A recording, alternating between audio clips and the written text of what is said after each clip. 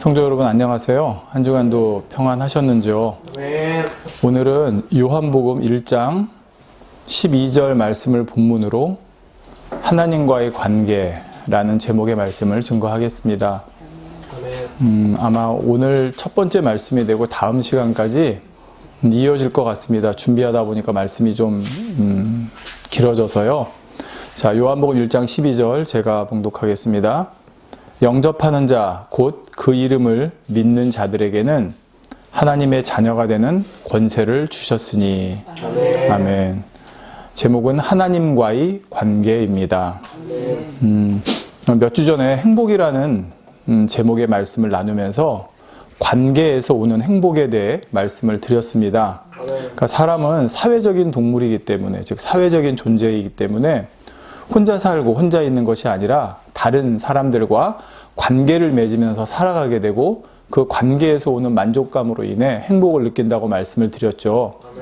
자, 성경에 보면 인간 최초의 관계가 등장하는 장면이 있습니다. 바로 창세기 2장 18절입니다. 여호와 하나님이 가라사대 사람의 독초하는 것이 좋지 못하니 내가 그를 위하여 돕는 배필을 지으리라 하시니라 했습니다. 하나님께서 처음에 아담만 지으셨는데 그 아담이 홀로 거하는 기간이 있었던 것 같아요. 그러니까 혼자 지내는 것이 좋지 못하니, 하나님 보시기에 좋지 못하니 하나님께서 그의 배필로 바로 하와를 지어주신 것입니다. 이렇게 해서 남녀가 이 땅에 창조되게 되고 이후로 사람은 생육하고 번성하면서 부부관계, 또 부모와 자녀관계, 형제관계, 또 친척, 또 친구, 이웃, 동료 이렇게 점점 더 많은 관계들을 형성하며 살아가게 되었습니다. 그런데 바로 이러한 관계들로부터 생기는 많은 일들을 또한 사람은 겪게 됐습니다. 그런 얘기 할 때 있죠. 차라리 혼자 있었으면 좋겠다. 혼자 살았으면 좋겠다. 왜 그런 말을 할까요? 바로 사람과의 관계에서 오는 어떤 힘듦, 지침 때문에 그러는 거죠. 그런 관계 다 끊고 그냥 혼자 있었으면 좋겠다. 즉 혼자 있으면 좋을 것 같은데 하나님께서는 그게 좋지 않으니까 관계성이라는 걸 만들어 주셨는데 또 이 관계성이 생김으로 인해서 결국은 또 거기서부터 파생되지는 많은 문제들을 겪으며 살아가게 되었다는 말입니다. 자, 여러분도 관계에서 오는 많은 일들을 겪어보셨을 텐데 사람이 살아가면서 가장 힘든 부분 중에 하나가 바로 사람과의 관계성입니다. 사람과의 관계에서 오는 기쁨, 즐거움, 평안함, 안정감, 사랑 이런 좋은 것들도 있지만 반면에 사람과의 관계에서 오는 슬픔, 고통, 미움, 질투, 불편함 등 안 좋은 것들도 있더라는 말이죠. 그래서 바로 사람은 이러한 사람과의 관계성에서 오는 행복도 또 불행도 겪게 되는 것입니다. 사실 우리가 누군가의 관계가 틀어졌을 때, 관계가 안 좋을 때 거기에서 오는 스트레스가 사람을 참으로 힘들고 불편하게 만드는 경우를 봅니다. 더욱이 그 관계가 가까운 사람이라고 하면 그 가까운 사람과 관계가 어그러졌을 때는 더욱더 그러하죠. 차라리 모르는 사람이나 한 번 만나고 끝날 사람, 또 멀리 떨어져 있는 사람이라면 괜찮겠는데 가까운 사람과는 그렇지가 않습니다. 자, 그런데 교회 안에서도 이러한 관계성이 매우 중요합니다. 가령 어떤 교회에서 어떤 목회자를 만나느냐, 또 그 교회라는 신앙 공동체 안에서 어떤 신앙의 동역자들, 즉 믿음 안의 형제 자매를 만나느냐, 이게 참으로 중요하다는 것입니다. 이렇게 공동체 안에서 형성되는 관계성들이 신앙 자체에도 영향을 미치기 때문이죠. 하지만 이러한 사람과의 관계가 물론 중요할 수 있지만 신앙 안에서 가장 중요하고 정말 중요한 관계는 무엇일까요? 바로 하나님과의 관계입니다. 그런데 의외로 많은 분들이 하나님과의 관계보다는 때로는 눈에 보이는 목회자 또는 신앙의 동역자들과의 관계에 더 신경을 쓰고 그것으로 인해 신앙생활에 영향을 받는 것을 볼 수가 있습니다. 하나님은 눈에 보이시지 않다 보니까 막상 눈에 보이는 신앙 공동체 안에서 만나는 사람들과의 관계에 더 비중을 두게 되고, 그러니까 쉽게 말해 하나님 눈치보다는 사람의 눈치를 더 보게 되고, 그러한 관계들 때문에 결국은 하나님과의 관계에도 영향을 받게 되더라는 말이죠. 그러나 우리가 신앙 안에서 정말 중요한 것은 사람과의 관계가 아니라 하나님과의 관계라는 사실을 우린 다시 한번 꼭 명심해야겠습니다. 사람과의 관계가 아무리 좋아도 하나님과의 관계가 바로 서지 못하면 결코 신앙 자체가 바로 설 수 없습니다. 반면에 하나님과의 관계가 바로 서 있으면 신앙 안에서 만나는 사람들과의 문제가 설령 생긴다 해도 그것 때문에 신앙에 영향을 받지는 않습니다.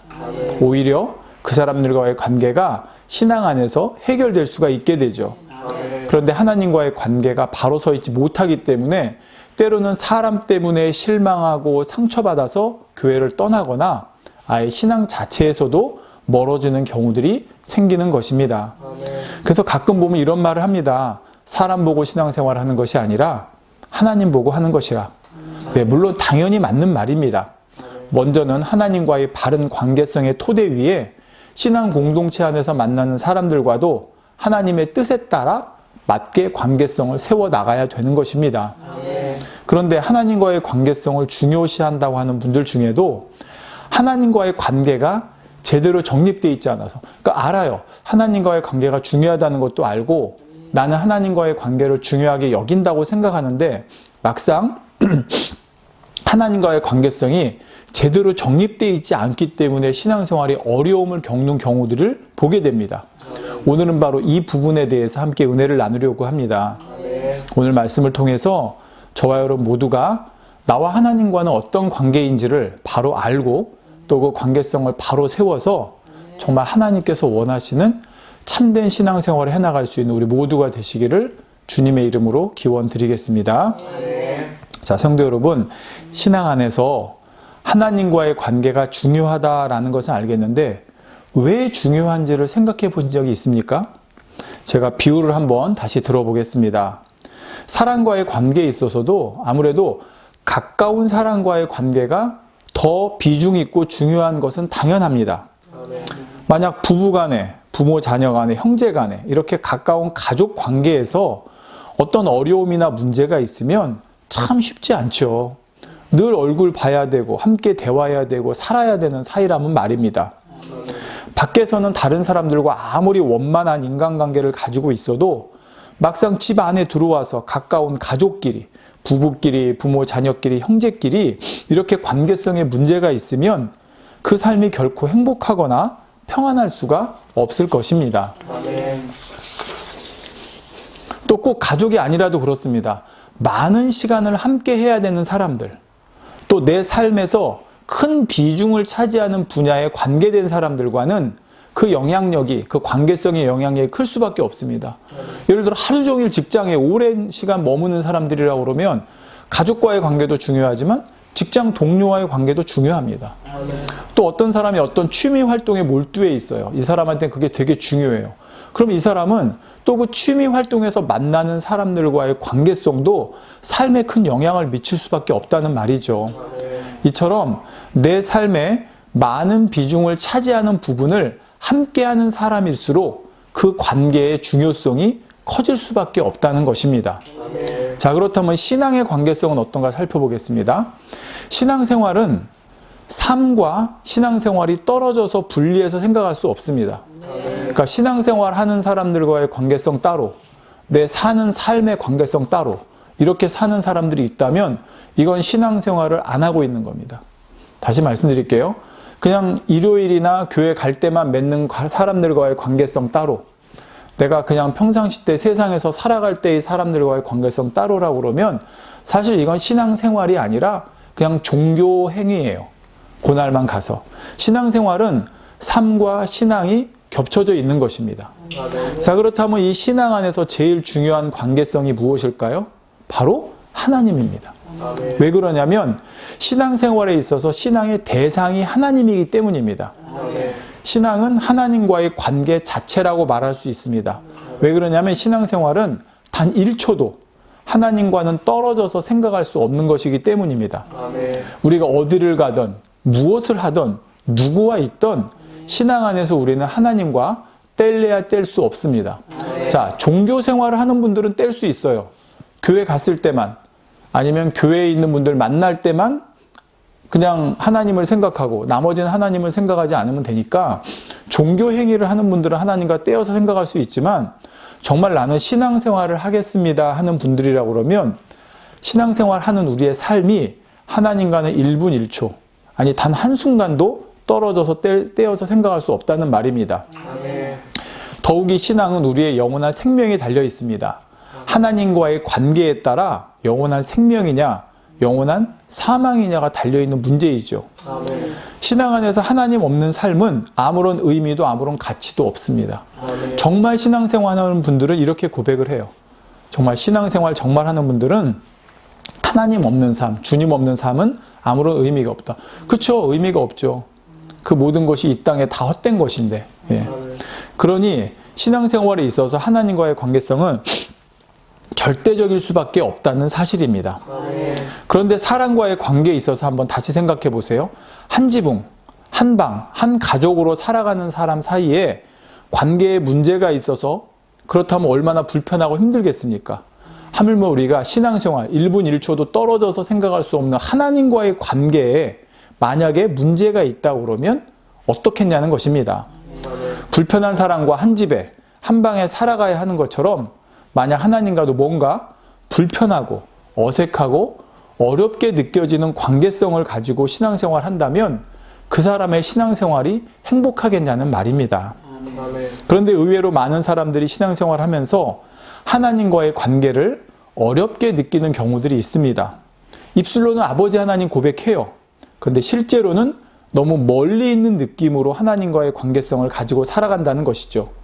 설령 하나님을 아버지라 생각해도 마치 가부장적인 아버지여서 나는 아무 말도 못하고 아무 질문도 못하고 그냥 속마음도 털어놓지 못하고 시키는 대로만 해야 되는, 그러니까 이런 관계성처럼 살아가는 것처럼 하나님과의 아버지와 자녀의 신앙생활 하는 분들도 있다는 것입니다. 자, 그렇다면 여러분은 하나님과 어떤 관계로 살아가십니까? 하나님을 어떤 존재로 느끼며 신앙생활하고 계시냐는 말입니다. 물론 우리가 하나님과의 관계를 쉽고 편하게만 생각하면 절대 안 됩니다. 왜냐하면 하나님은 우리가 사랑해야 되는 분임과 동시에 경외해야 되는 대상이기 때문입니다. 경외란 공포심이 아닌 존경하는 마음에서 나오는 두려움입니다. 그러니까 경외는 두려움인데 그냥 두려워하는 것이 아니라 바로 공포심에서 오는, 무서워해서 오는 것이 아니라 존경하고 사랑하는 마음에서 오는 두려움이 바로 경외입니다. 하나님은 신성과 인성을 가지고 계시기 때문에 우리가 하나님과의 관계에 있어서 이 두 가지 요소, 사랑과 경외라고 하는 것, 이게 이제 신성과 인성에 관련된 것인데 이 요소를 잘 어우러져서 관계성을 정립해 나가야 바른 관계가 될 수 있다는 말이죠.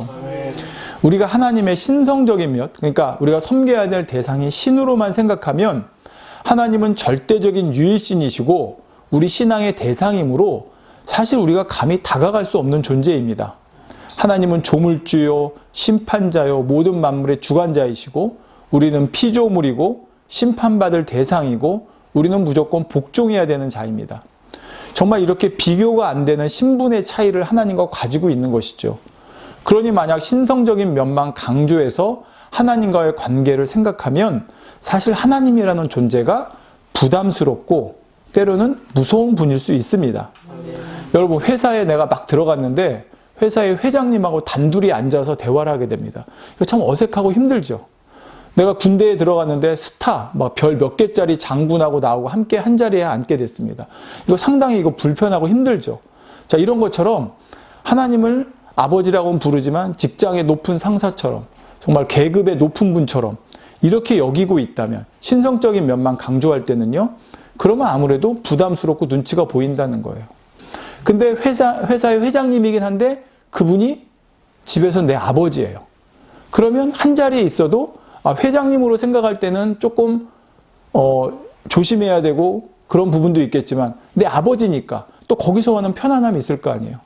내가 군대 쫄병인데 장군님하고 한 자리에 있는데 다른 사람들은 모르지만 막 별 3-4개짜리 분하고 짝대기 하나짜리 하고 있는데 사실 이분이 내 아버지예요. 그러면 겉으로는 좀 이렇게 경직된 모습이 보일 수 있지만 실제로 내 아버지니까 편안할 수 있잖아요. 그러니까 하나님과도 마찬가지라는 거예요. 신성적인 면만 생각하면 경직될 수밖에 없고 신앙생활이 경직된다는 것입니다. 그런데 하나님은 이처럼 절대적인 위치를 가지고 계신 분임에도 불구하고 몸소 자신을 우리 사람과 같이 낮추셔서 우리를 찾아와 주셨습니다. 바로 사람의 몸을 입고 이 땅에 오신 예수님으로 오신 것이죠. 이것은 하나님께서 우리와의 이 사람과의 관계를 새롭게 해주시기 위해서였습니다. 다시 말씀드립니다. 하나님께서 바로 사람의 몸을 입고 예수님으로 이 땅에 오신 것은 하나님과의 관계를 이제 새롭게 해주시기 위해서 오신 거예요. 예전에 하나님과 단절될 관계, 하나님과 화해할 수 없었던 관계, 감히 하나님과 함께 할 수 없었던 관계를 이제는 다 깨뜨리고 하나님께서 친히 우리와 함께 해주시고 우리 안에 거하시기 위해서 오신 것입니다. 그리고 우리는 지금 신약시대 성령시대에 이러한 혜택을 누리며 신앙생활을 하고 있는 것이죠. 자, 성도 여러분, 원래 아담의 범죄 후에 우리 사람은 하나님과의 관계가 단절되었습니다. 그러니까 우리는 하나님을 닮아 영적인 존재로 지어졌는데 영이 죽었어요. 그래서 하나님과 더 이상 교통할 수 없는 존재가 되고 말았어요. 그러니까 하나님과 주고받을 수 있는 뭐 무전기, 핸드폰, 배터리 뭐 이런 거라고 생각한다고 그러면 그게 고장나서 이제 더 이상 하나님과 단절되고 만 거예요. 더욱이 죄인은 하나님 앞에 설 수가 없고 하나님을 볼 수도 없습니다. 하나님은 빛이신데 죄인은 어둠이기 때문에 어둠이 빛에 가면 어떻게 돼요? 소멸되죠. 그런 것처럼 사람은 하나님 앞에 나갈 수가 없는 거예요. 그럼에도 불구하고 하나님께서는 사람과 연결되어 수 있는 길을 열어놓으셨어요. 그러니까 원래는 하나님과 단절되어져서 연결될 수 없고 하나님과 교통할 수 없고, 그런데 하나님께서 하나님과 사람이 연결될 수 있는 길을 열어놓으셨는데 그게 바로 뭐냐면 율법을 통한 겁니다. 그러니까 율법을 통한 계약관계. 그러니까 율법이라고 하는 계약관계 안에 있으면 그나마 그 율법 안에서는 하나님과 교통할 수 있는 길을 열어놓으신 거예요. 그럼 어떤 분이 그러겠죠. 율법은 모세 이후에 나오지 않았습니까? 그럼 그 이전은 어떻습니까? 예, 모세 이전에 율법이 없었지만 그건 단지 글로 기록된 율법이 없었을 뿐이고 모세 이전에도 하나님을 경외했던 사람들은 선한 양심을 쫓아 율법대로 살았습니다. 그래서 하나님과 교통할 수가 있었어요.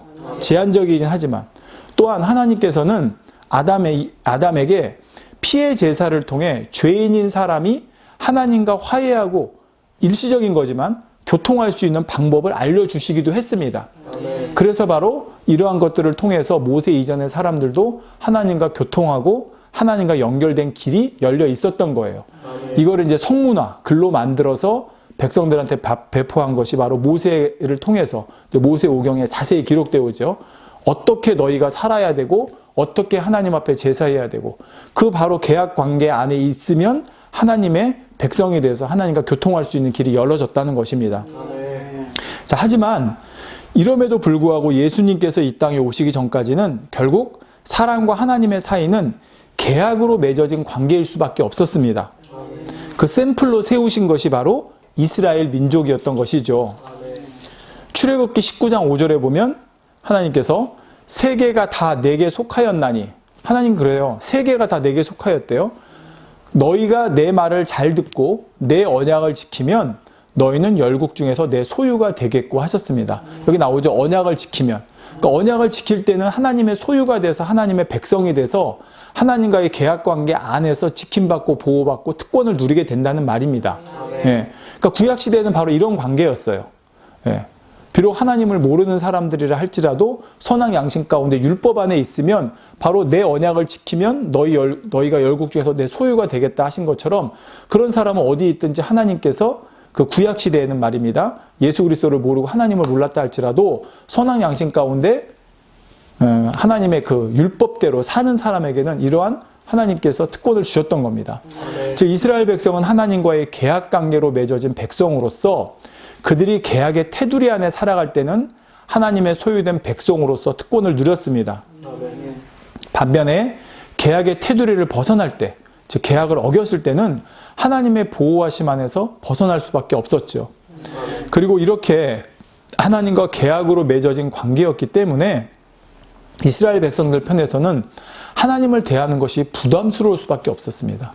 그러니까 하나님께서 시내산에 임재하시니까 백성들이 감히 거기 가지 못하고 모세 보고 대신 가서 하나님하고 대화하고 오라고 그러잖아요.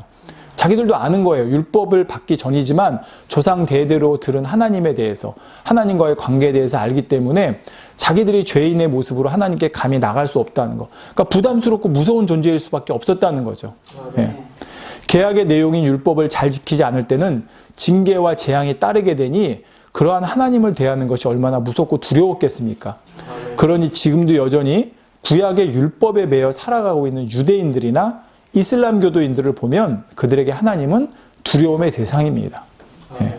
그래서 구약시대에는 하나님과 사람의 관계가 절대적인 보호자와 그 보호자 아래서 계약관계로 살아가는 백성, 심판자와 심판의 주관 아래에 있는 대상, 이런 관계로밖에 볼 수가 없었던 것이죠.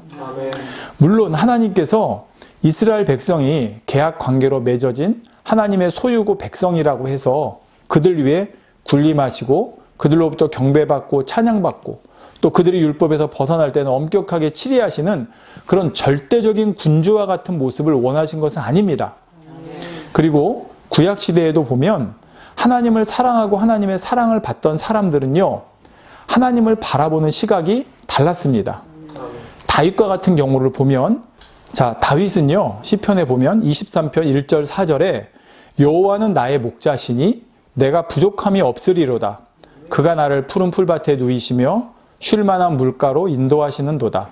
내 영혼을 소생시키시고 자기 이름을 위하여 의의 길로 인도하시는도다.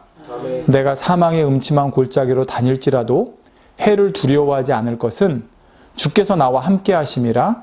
주의 지팡이와 막대기가 나를 안위하시나이다. 자, 지금까지 들었던 구약의 하나님, 어떤 절대자, 보호자, 계약관계로 맺어 있던 분, 이것과 달리 지금 여기 다윗을 보면 하나님을 어떤 두려움이나 어떤 그런 대상이기보다는 친근하고 의지할 대상, 나의 보호자가 되시고 나의 인도자가 되시는 그런 분으로, 존재로 여기는 것을 볼 수가 있습니다. 자, 하나님을 사랑하고 하나님의 사랑받았던 사람들은 구약시대임에도 불구하고 하나님과 이런 관계성을 느끼고 있었다는 거예요. 자, 그러나 하나님께서는 사실 사람과 원하셨던 관계가 이 정도가 아니에요. 그냥 다윗이 느끼는 이 정도가 아니라 구약 곳곳에 보면 진짜 하나님께서 원하시는 마음이 나오고 있는데, 하나님께서는 우리 사람과 자녀를 아끼시는 아버지와 같은 존재이기를 원하셨고요. 사랑하는 신부를 아끼는 신랑과 같은 존재이기를 원하셨습니다. 또 때로는 다정한 친구와 같은 존재이기를 원하셨어요.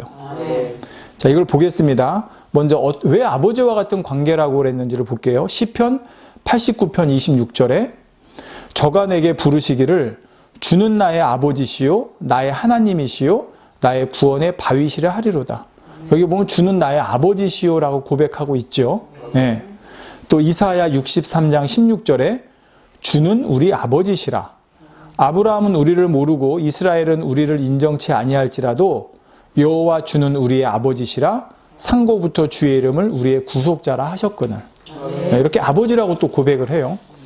또 이사야 64장 8절에 보면 그러나 여호와여 주는 우리 아버지시니이다. 우리는 진흙이요 주는 토기장이시니 우리는 다 주의 손으로 지으신 것이라. 하나님께서 우리를 지으신 분이라고 고백하는데 바로 우리 아버지시라고 고백하고 있다는 거예요. 자, 또 우리에게 신랑과 같은 존재이기를 원하시는 것이 이사야 62장 5절에 보면 마치 청년이 처녀와 결혼한 같이 내 아들들이 너를 취하겠고, 자, 신랑이 신부를 기뻐함 같이 내 하나님이, 너의 하나님이 너를 기뻐하시리라. 그러니까 하나님이 우리를 어떻게 기뻐하시냐? 신랑이 신부를 기뻐함 같이 하나님께서 우리를 기뻐하신다 말씀하고 있습니다. 또 아가서는 너무 많은데 그 중에 아가서 2장 10절에 보면 이건 하나님께서 이제 이스라엘 백성과 하나님과의 관계, 즉 하나님과 우리 자녀된 우리들과의 어떤 관계를 이렇게 표현하고 계시는 거예요. 아가서 2장 10절에 나의 사랑하는 자가 내게 말하여 이르기를 나의 사랑, 나의 어여쁜 자야 일어나서 함께 가자. 바로 사랑하는 사람에 대한 그런 고백과 같이 하나님께서 우리에게 말씀해 주고 계시다는 것입니다. 또 친구 관계도 그래요. 구약에 보면 뭐 친구를 맺겠다 이런 건 아니지만 출애굽기 33장 11절에 보면 모세에 대해서 사람의 그 친구와 이야기함 같이 여호와께서 모세와 대면하여 말씀하시며 했습니다. 그렇게 하나님께서는 사람과 마치 친구처럼 대하시는 때도 있었다는 거예요. 그러니까 구약의 하나님이 절대자이시기 때문에 아까 말씀드린 계약에 의해서 꼭 묶여진 어떤 다스리는 자와 종의 관계만이 아니라 이렇게 아버지로, 신랑으로, 또 친구로 이런 관계성을 맺고 싶은 마음이 구약 곳곳에 나온다는 것이죠. 바로 하나님께서는 인성을 가지고 계시기 때문에 바로 이러한 부분이 우리에게 보여지는 것이고, 하나님께서 사람을 창조하신 이유도 여기에 있는 것입니다.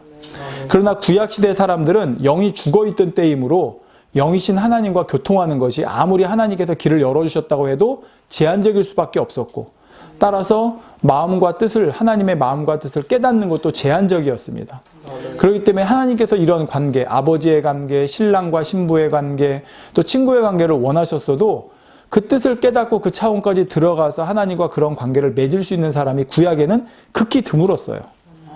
보면 에녹, 아브라함, 모세 이런 분들 정도 몇몇 꼽을 수 있는, 물론 구약의 선지자들도 있지만 정말 아버지 하나님께서 원하셨던 정말 동행하는 친구와 같이, 아버지와 아들과 같이, 또 신랑과 신부와 같이, 이렇게 하는 분들은 에녹, 아브라함, 모세, 다윗 이렇게 몇몇 많지가 않았다는 거예요. 자, 그러다가 예수님께서 이 땅에 오셔서 십자가를 지시고 돌아가심으로 그때부터 하나님과 우리의 관계가 새로운 차원으로 들어가게 됩니다. 이제는 죽었던 영이 살아나고 우리 안에 하나님의 영이신 성령이 오심으로 인해서 하나님과 교통하게 되고 직접 교통하게 됐어요. 이제는 하나님과 직접 이제 마주대하고 대하듯이 교통할, 왜 우리 안에 하나님의 영인 성령이 오셨기 때문에. 그러니까 정말 새로운 관계. 그러니까 여러분 생각해 보세요. 옛날에 그냥 이게 전화만 하던 시대에서 이제 화상 통화하는 시대로 바뀌는 거 획기적인 전환이잖아요. 흑백 TV가 칼라 TV로 바뀌고, 예를 들어서 테레비가 없던 시대에서 테레비가 있게. 여러분 그거 아세요? 우리나라의 각 지역마다 방언이 있죠. 방언이 있어서 사실 서울 사람이요, 저희 경상도, 뭐 제주도, 전라도 가서 그 토박이 방언을 들으면요 잘 못 알아듣는데요. 근데 이 방언들이 점점 정리되고 이 표준어로 통일되게 된 가장 결정적인 게 뭔지 아세요? 바로 TV래요. TV가 전국으로 보급되면서 TV에서는 표준말을 쓰잖아요. 그러니까 앞 세대 분들은 몰라도 점점 그 다음에 태어난 세대들은 테레비를 보며 자라니까 제주도에 있어도 저기 섬에 있어도 어디 있어도 TV에 나오는 표준말로 우리말을 배우게 되니까 이제는 제주도 사람이든 어디 사람이든 서울 사람하고 대화를 해도 대화가 통할 수 있는 표준어가 됐다는 거예요.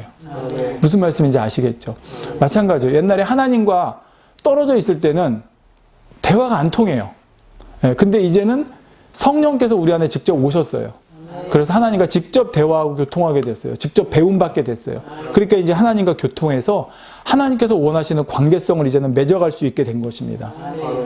자, 그래서 맺어지게 된 하나님 관계 첫째가 바로 아버지와 자녀의 관계입니다. 자, 이제부터 본론으로 들어가는 겁니다. 자, 오늘 본문에 영접하는 자, 곧 그 이름을 믿는 자들에게는 하나님의 자녀가 되는 권세를 주셨으니 말씀한 대로 예수 그리스도를 구세주로 영접하면 이제 하나님의 자녀가 되는 것입니다. 그래서 예수님께서도 우리에게 이렇게 가르쳐 주셨어요. 마태복음 6장 9절에 그러므로 너희는 이렇게 기도하라 하시면서 하늘에 계신 우리 아버지여 이름이 거룩히 여김을 받으시오며. 그러니까 예수님께서 친히 알려주셨어요. 우리에게 하나님을 어떻게 부르라고요? 우리 아버지, 아버지여라고 부르라고 가르쳐 주셨어요. 그러니까 이 구약시대 율법에 살던 사람들에게는 이런 게 말이 안 되는 거예요. 너무 쇼킹한 거예요. 하나님을 감히 아버지라고 불러? 그러니까 참담하다고 하잖아요. 하나님과의 도저히 그런 관계, 아버지와 아들과의 관계, 자녀의 관계를 구약의 율법에 있는 사람들은 상상할 수도 없는 거예요. 이름도 감히 못 불렀잖아요. 자, 로마서 8장 15절에도 보면 너희가 다시 무서워하는 종의 영을 받지 아니하였고, 종은 계약관계로 묶여졌잖아요. 노비 문서에 의해서. 그렇죠? 무서워하는 종의 영을 받지 아니하였고 양자의 영을 받았으므로 아바 아버지라 부르짖느니라.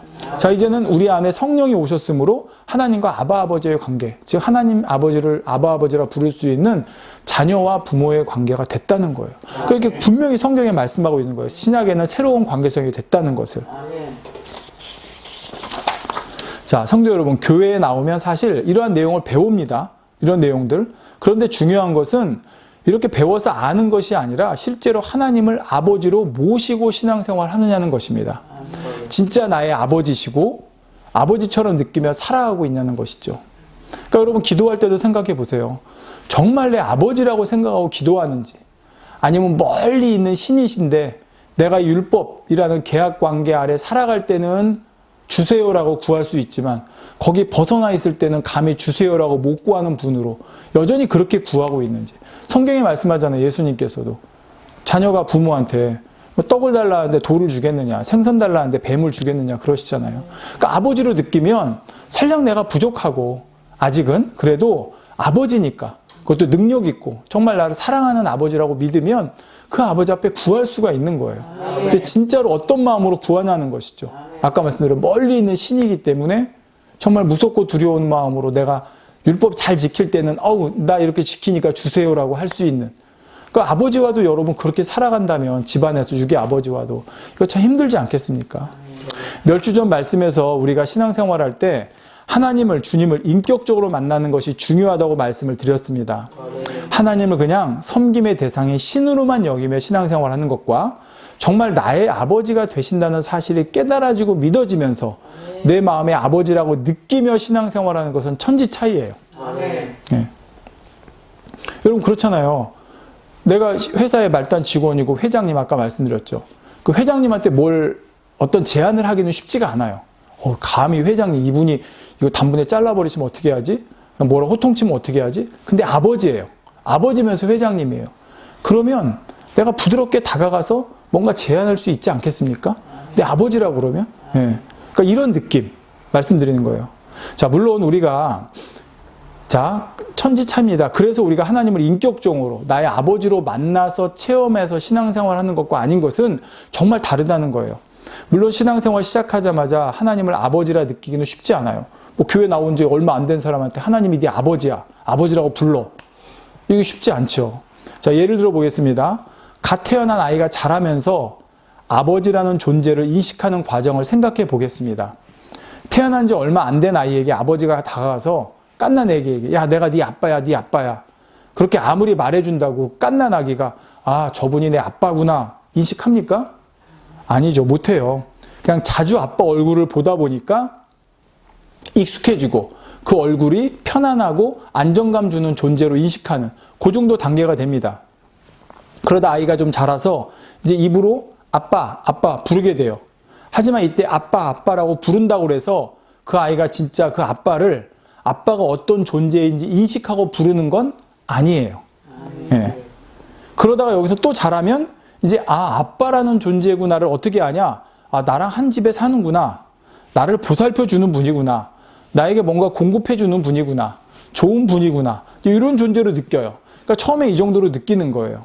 그러다가 나이가 점점 들어가면 그때는 아빠라는 사람을 외형적인 아빠로 느끼는 것이 아니라 이제는 인격적인 존재로 아빠로 느껴가게 되는 것입니다.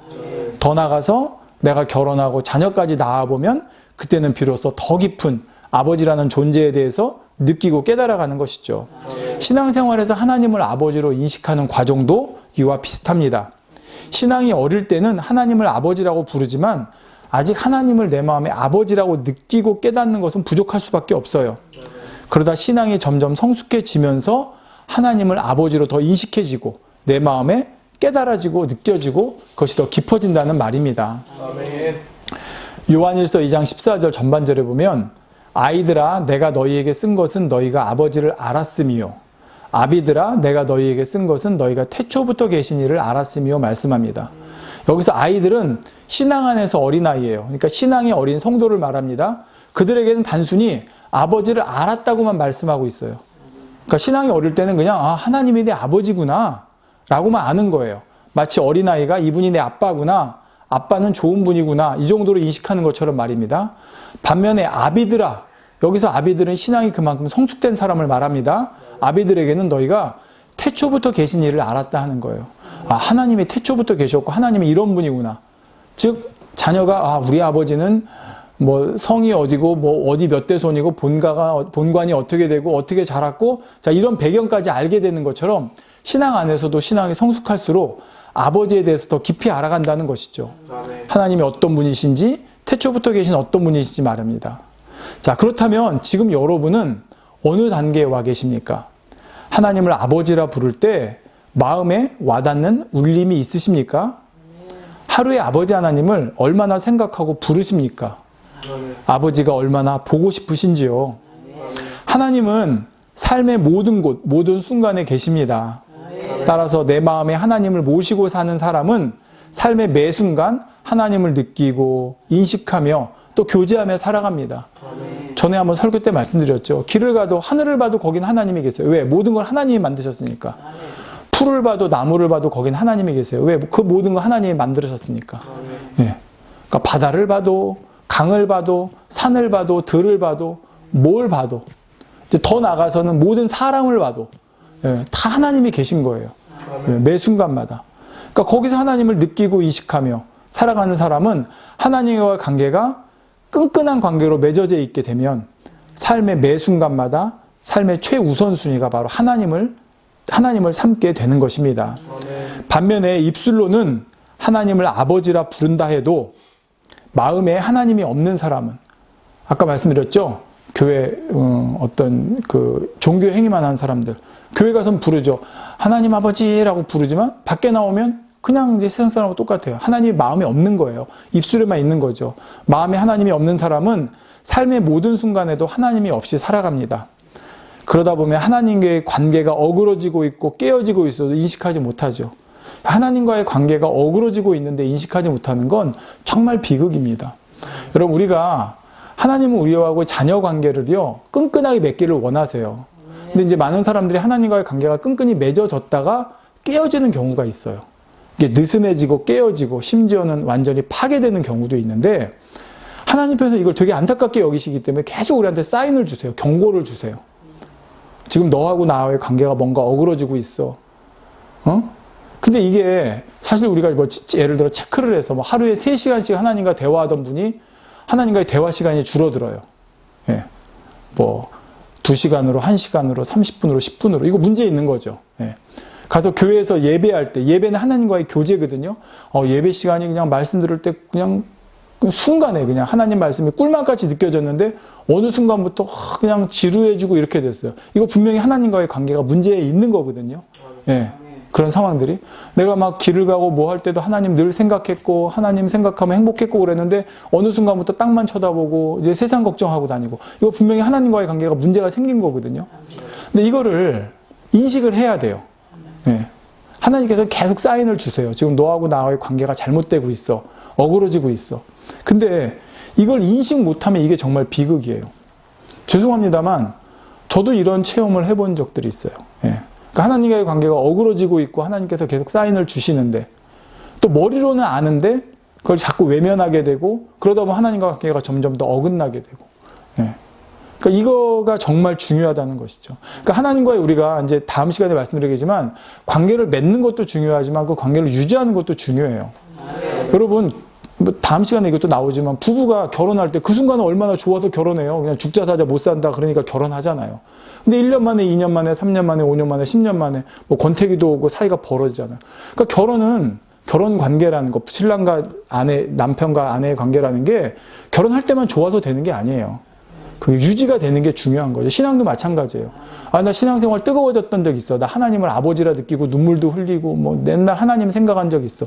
있죠. 근데 중요한 건 지금도 그러냐는 거예요. 그 관계가 유지되냐는 거예요. 성도 여러분, 우리가 신앙생활에 있어서 하나님을 아버지로 느끼는 것과 그렇지 못한 것은 너무나 큰 차이가 있다고 말씀을 드렸습니다.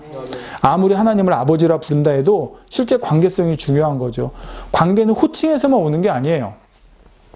호칭에서만. 실제 관계성은 말로만 아버지라 부른다고 되는 것이 아니라 정말 마음에서 하나님을 사랑하고 존경하고 섬기는 마음이 되어야 그게 진짜인 거예요.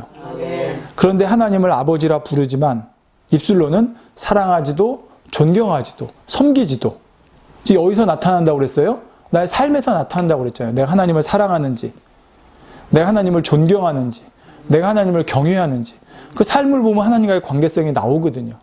말로는 나 하나님과 관계성 좋아. 관계 좋아. 근데 삶을 보면 나타나요. 예. 그거 아니거든요. 나 우리 집사람하고 관계 좋아. 근데 보면 별거 하고 있어요. 그 관계성 좋은 거예요? 아니잖아요. 예. 삶에 나타나는 거예요. 이렇게 하나님을 존경하지도 경외하지도 사랑하지도 섬기지도 않으면 과연 내가 아무리 좋다고 해도 하나님께서 인정하시겠냐는 거예요. 그럼 어떻게 하나님과 이 관계를 좋게 할 수 있냐는 거죠. 예. 자, 사실 교회 나와서 얼마 안 된 분들이 하나님을 아버지라 부르는 것 어색할 수 있다고 그랬죠. 또 육의 아버지에 대한 어떤 느낌 때문에 하나님에 대한 관계성에 영향을 받는 경우도 있고요. 그러나 다시 말씀드리지만 어떤 경우든 신앙 안에서 하나님과의 관계는 절대적이기 때문에 이건 반드시 잡아야 됩니다. 그러니까 뭐 하나님과의 관계, 그냥 내가 뭐 신앙생활 잘하면 되지, 하나님은 멀리 느껴지는데 신앙생활 잘한다? 이거는 모순입니다. 하나님과의 관계는 신앙생활에 절대적인 영향을 줍니다. 내가 충만하고 잘할 때는 상관없는데 충만함이 떨어지잖아요. 뭔가 시험이 오잖아요. 그러면 하나님과의 관계가 어떠냐가 정말 중요해요. 예, 그럴 때도 하나님과의 관계를 붙잡고 갈 수 있는 신앙생활이 돼야 되는 거예요. 신앙생활 하다 보면 굴곡이 오기 때문에. 자, 그러므로 우리가 하나님과의 관계를 반드시 바로 세워서 꼭 붙잡아야 되는데 하나님과의 관계성을 세우는 방법이 뭐냐? 바로 예수 그리스도예요. 왜 그러냐면 요한복음 14장 6절에 예수께서 이르시되 내가 곧 길이요 진리요 생명이니 나로 말미암지 않고는 아버지께로 올 자가 없느니라 했어요.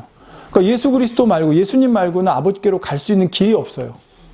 그러면 어떻게 우리가 예수님 말고 하나님과의 관계성을 맺을 수가 있어요?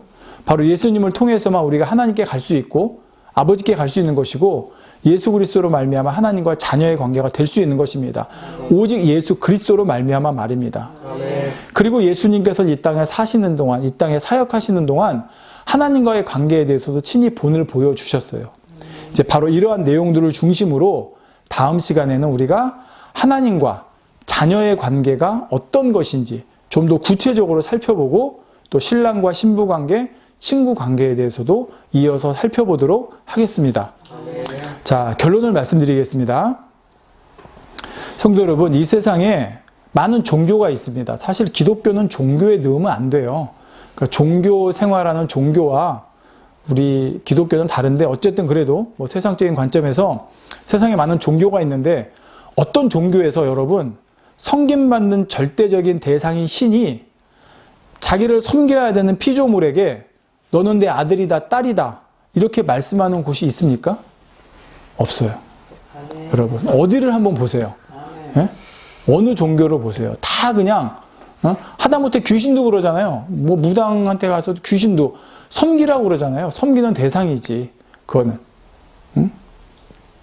그러니까 어떤 신이 창조했고 절대자이고 주관자이고 모든 것을 다스리시는 분이 그 피조물하고 너는 내 아들이다 내 딸이다 이렇게 말씀하시면서 부모와 자녀의 관계를 맺기 원하는 그런 신이 어디 있냐는 거예요. 그런데 하나님께서 이렇게 말씀하십니다. 시편 2편 7절에 내가 영을 전하노라 여호와께서 내게 이르시되 너는 내 아들이라 오늘날 내가 너를 낳았도다. 네. 하나님께서 우리에게 원하시는 관계성은 이거예요. 절대적인 신께서 말입니다. 하나님께서는 처음부터 우리 사람과 이러한 아버지와 자녀의 관계를 맺기 위해 우리를 하나님의 형상을 따라 하나님을 닮은 존재로 만드신 것입니다. 그러니까 하나님께서 창세기 1장에 보면 나오죠. 우리를 하나님의 형상을 따라 지으셨다고. 그냥 괜히 하나님의 형상을 따라 하나님의 모양을 따라서 형상대로 지으신 게 아니에요. 여러분 자녀라니까 당연히 부모 닮게 지어야 될 거 아니에요. 그러니까 이걸 다 계획하시고 처음부터 하나님을 닮은 형상을 닮은 형상이라는 게 외적인 것만 아니에요. 영을 주셔서 영적인 존재로 우리 사람을 원래 만드신 거예요.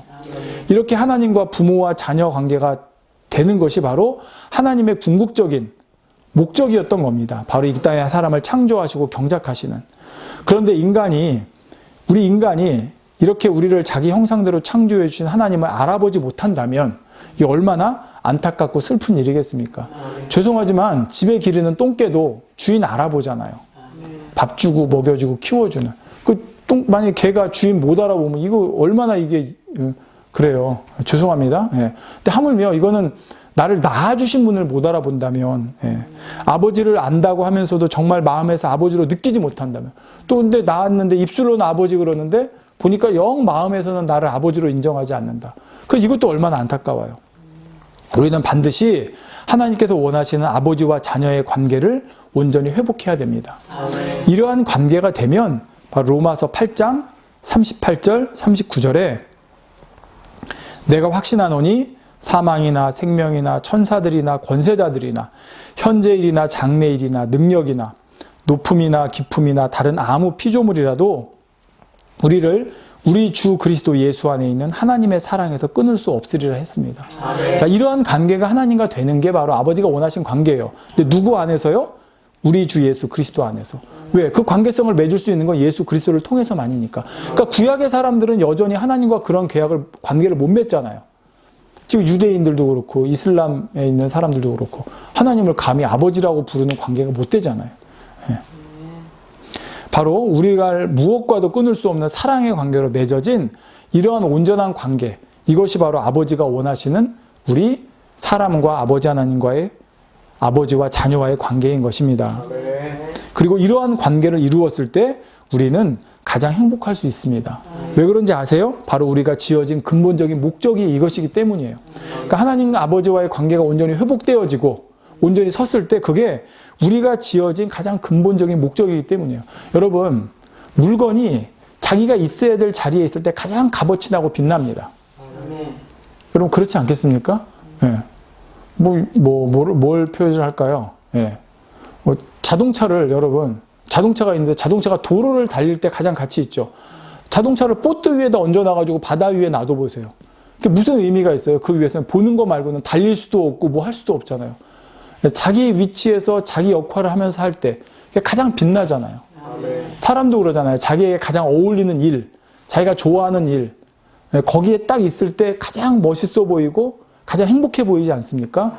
바로 우리 사람이 영적으로 가장 행복한 순간은 하나님과의 관계가 온전히 회복되어져서 하나님과 그런 관계 속에 살아갈 때가 가장 아름다워 보이고 행복할 수 있다는 것입니다. 바로 오늘 이 말씀을 통해서 저와 여러분이 아버지 하나님과 이런 관계에 한 발자국 더 다가가는 그런 복된 시간이 되시기를 바라겠습니다. 제가 제 개인적인 간증은 이 자리에 많이 넣지는 않았지만 정말 여러분, 물론 제가 지금 당장 또 그렇다는 것도 아니고 그렇지만 제 신앙의 어떤 삶 속에서 경험하다 보면 정말 하나님을 아버지로 느끼는 순간이요 제일 행복해요. 찬양할 때도, 기도할 때도, 예배할 때도, 길을 갈 때도, 하늘을 볼 때도, 뭘 할 때도 하나님이 정말 내 마음에 아버지로, 그 아버지라는 느낌이 어떤 육의 아버지나 세상에 TV에 나오는 가장 멋있고 인자하고 자상한 아버지 그런 느낌과도 비교할 수가 없어요.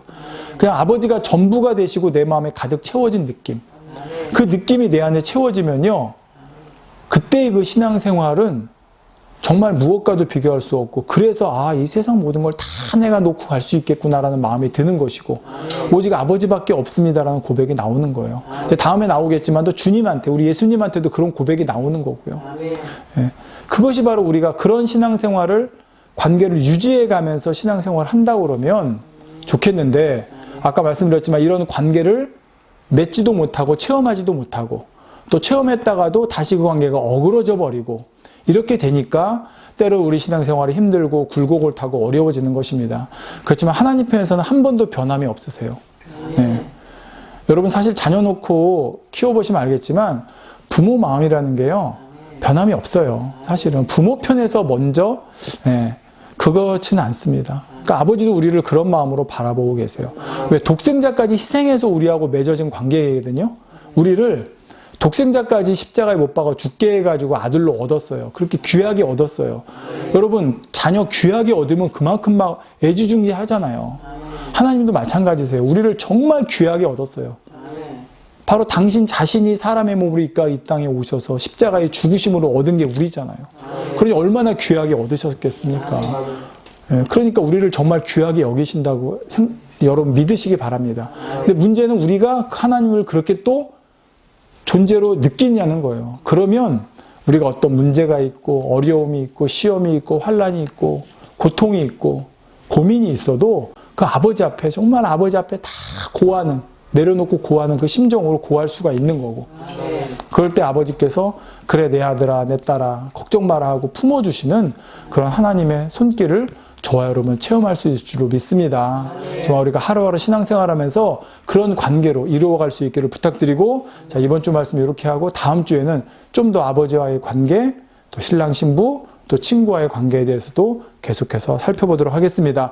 우리 이번 한 주도 아버지 많이 느끼시고 고백하시고 그러니까 입술로만이 아니라 정말 마음에서. 그러다 보면 여러분 고백하다 보면요 어느 순간 찡하고 마음에 와요. 예.